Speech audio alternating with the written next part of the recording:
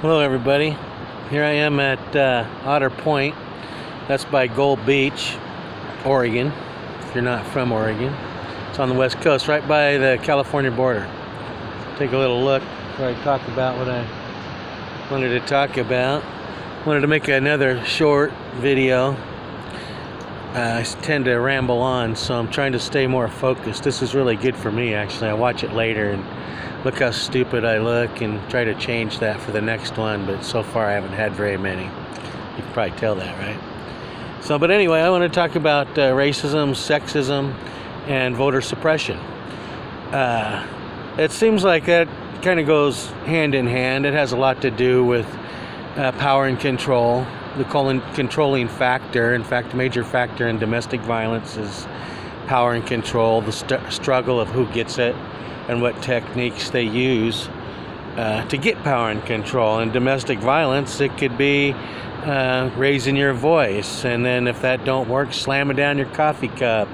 It could be even hiding somebody's keys, or asking them where they've been, who they talk to all day, and anything that tries to get an edge and impose their will on another person. That's part of that cycle of violence, and it comes back around to where they nice to you and maybe buy you something to eat or a nice piece of clothing before it starts again. And it's always the victim, that sees it. The perpetrator, same with government and politics, they don't seem to see it. They're right, and they charge ahead with their mission. Being tolerant is a real good trait, but at a certain point it gets hard, especially when the person, and what is the usual characteristic is the more they get, the more they want, they'll never be happy. Sometimes ends in the death of somebody, or brutalization, or the death of a lot of people, a whole family. That's bad.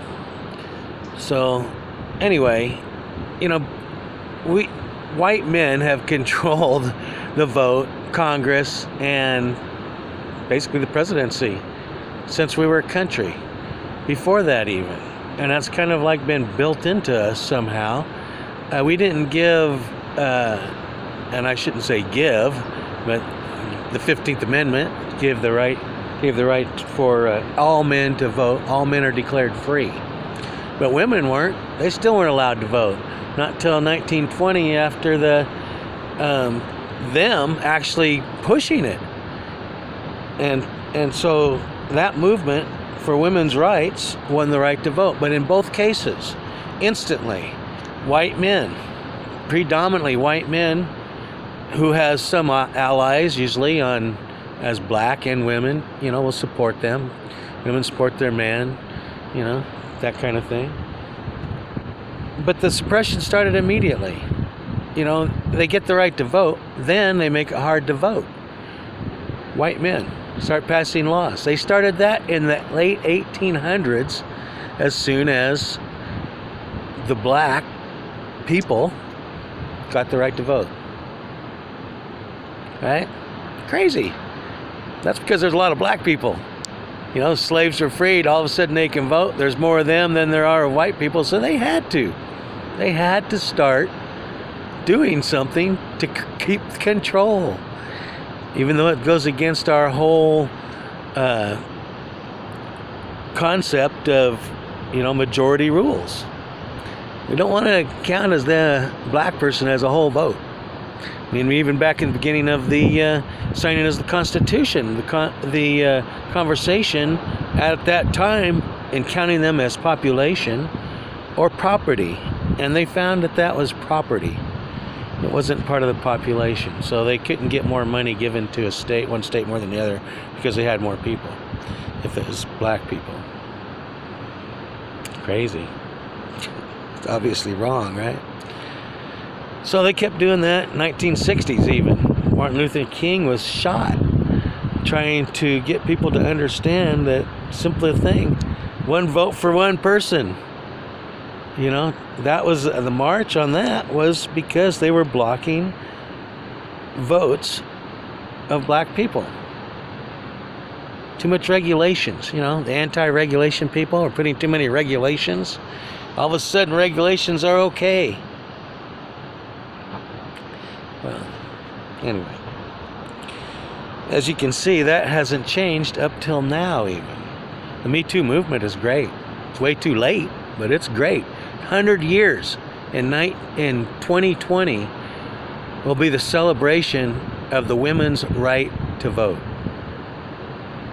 You think they're getting stoked now? You just wait till 2020. Yeah, man, take a back seat. I'm ready.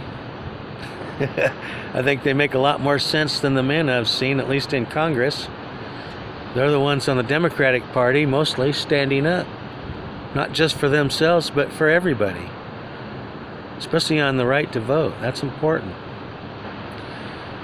So can you see any racism there where white folks trying to deny black folks the right to vote?